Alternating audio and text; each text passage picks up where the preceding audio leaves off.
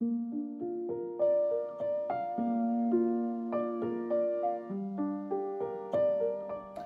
morning.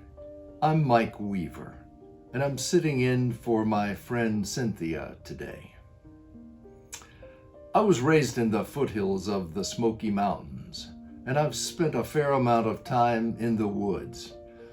From boyhood, hiking and backpacking in our mountains and forests, whether in Maine or in the North Georgia woods or in the Rockies, it's always brought enjoyment to me. Because I am, sadly, a prideful man, I have never confessed to having ever been lost in those mountains. But this morning I will confide in you that I have been confused for 2 or 3 days at a time up there. It was my first November with the congregation in Connecticut, and because at that time we did not have a Thanksgiving service, the senior pastor gave me the week off, and I headed for the Adirondacks. I had been hiking in the direction of Mount Marcy for the better part of 2 cold but sunny days, and I decided to leave the trail a little early that afternoon because I wanted to climb up on this wonderful outcropping of granite rock where I thought I could see more clearly the views into Panther Gorge. And I wanted to pitch my tent and fix a hot meal before dark. As I crawled into my sleeping bag, I thought I noticed a change in wind direction. And I recall saying to myself, "Does it feel like it's getting a little warmer?" As I crawled out of my tent the next morning, you might imagine my surprise. I was completely enveloped in fog. It was the thickest fog I had ever seen in my, at that time, 36 years on the planet. An all-encompassing fog, so thick that when standing, I couldn't see my feet. Literally, I couldn't see the gloved hand in front of my face. It was a smothering, suffocating, all-encompassing fog. With effort, I fumbled to boil some coffee, and then I resigned myself to the tent to read and snack and sleep. The next morning was Thursday, Thanksgiving Day, and as if it might be possible, the fog seemed even thicker. I surmised that somewhere overhead the sun was shining, because that fog encompassing me was as white as Santa's beard. I decided it was fairly crucial that I find the trail that I had been hiking on. And so carefully, I counted my steps, 50 steps away from camp in each direction, trying to find something that was recognizable, familiar, and then carefully, blindly, 50 steps back to where I hoped I would find my tent.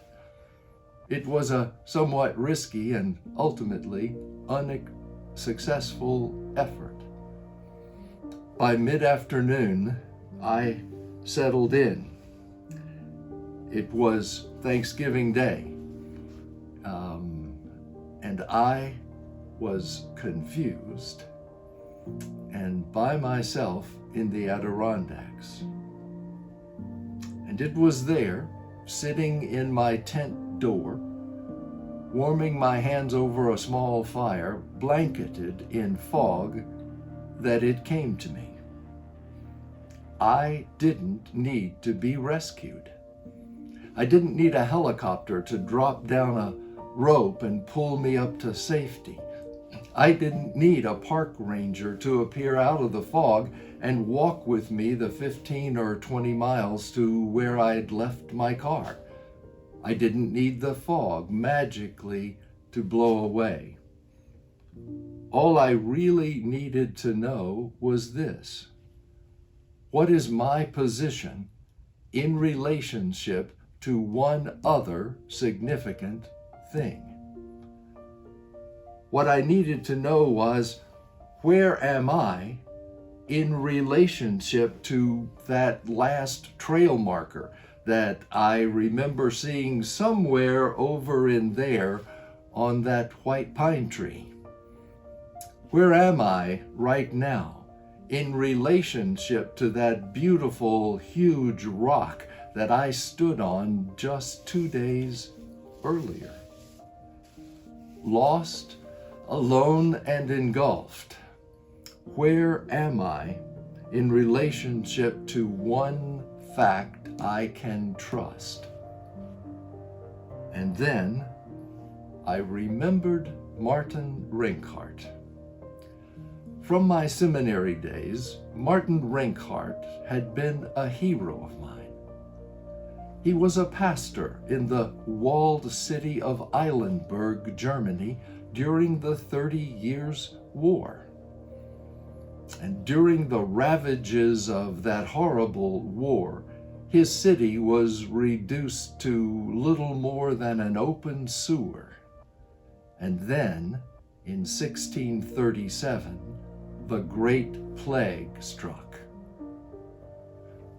And during that year, Pastor Rinkhart conducted as many as 50 funerals a day, including the funeral for his own wife. Lost, alone, and engulfed, Martin Rinkhart, surrounded by pestilence and war and plague, sat down at his meager kitchen table and penned the towering Thanksgiving hymn, "Now Thank We All Our God." Martin Rinkhart knew where he was in relationship to one significant, trustworthy fact. And so, here you and I are, Thanksgiving Day 2020. And today is the perfect day to stir up our gratitude, to poke it with a stick, to bring it to full flame. Yes, like Martin Rinkhart, we too are plagued. We are plagued by a pandemic. And yes, our plague combines with a stubborn and horrific racism and with a wounded embarrassment of political warfare. And yes, our particular plague throws a menacing shroud over our entire country, a dominating fog in which we are in real danger of losing our way.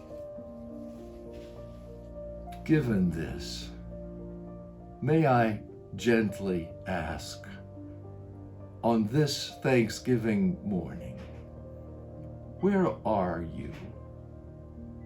Where are you in this fog, in this medical, racial, political fog engulfing us all? Where are you in relationship to one significant, trustworthy fact, that waypointing trail marker, that clarity-giving rock outcropping? Where are you today in relationship to the one God of our forebears?